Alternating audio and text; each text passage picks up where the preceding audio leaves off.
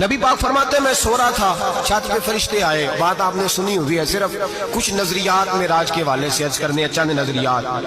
نبی پاک فرماتے ہیں حضرت جبریل نے چھت کے اوپر سے انہوں نے تھوڑا سا حصہ کھولا، چھت پھاڑی. ہمارے نا دیہاتوں میں لکڑی کی جو چھت ہوتی تھی نا، اس پہ ایک بندہ بھی اگر چلتا تھا نا تو گھر کے جو بزرگ ہوتے تھے کہتے تھے پتہ کرو چھت پہ بندہ ہے کوئی. ایک آدمی فٹافٹ بزرگ جاگ جاتے ہیں، کہتے پتہ کرو بھائی. بلکہ ساتھ والے کو آواز دیتے تھے، دروازہ کھولتے تھے. ہوتا تھا کہ نہیں ہوتا تھا؟ ہو جاتا تھا. وہ بھائی 1.5 پونے 2 لاکھ بندہ چھت پہ چلے. اللہ کے رسول فرما رہے میں سو رہا ہوں. چھت پھاڑ دی، حضرت جبریل آ گئے. نبی پاک صلی اللہ علیہ وسلم کے پاس 70 ہزار فرشتہ ساتھ ہے. آ کے کھڑے ہو گئے، میکائیل سے اسرافیل سے مشورہ کر رہے ہیں حضور کو کیسے جگائیں. نبی پاک فرماتے ہیں میں سو رہا ہوں. حالانکہ بخاری میں لفظ ہے، نبی پاک فرماتے ہیں میری آنکھیں سوتی ہیں، دل تو میرا ہر وقت جاگتا رہتا ہے. نبی کریم سید عالم صلی اللہ تعالی علیہ وسلم فرماتے ہیں میں سویا رہا. اب حضور آرام کہاں کر رہے تھے؟ زمین پہ. آرام کہاں کر رہے تھے؟ حضور علیہ السلام زمین پہ آرام کر رہے تھے. جناب جبریل جھکے. کتنا جھکے کہ حضور کے قدم ہی چوم لیے. نبی پاک کے قدم تو کتنا جھکے ہوں گے جی؟ رکوع تک.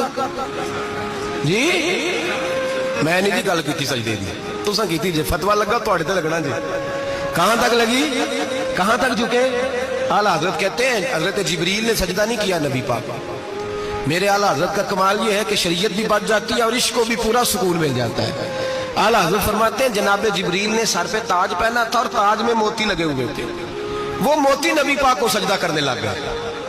وہ موتی نبی پاک کو دیکھے. فاضل بریلوی کے قلم کا حسن فرمانے لگے تاج روح القدس کے موتی جنہیں سجدہ کرے.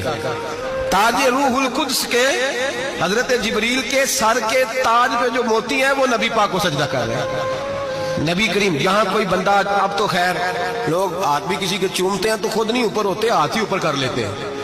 اب تو مزاج ہی بدل گیا ہے. فرمایا رسول کریم صلی اللہ تعالی علیہ وسلم کے لیے جبریل جھکے تو پیروں تک، اور نبی پاک علیہ السلام کے قدم چومے. حضرت جبریل نے حضور جاگے، اٹھایا نبی کریم کو اور کہا یا رسول اللہ رب آپ کی ملاقات کا شوق رکھتا ہے.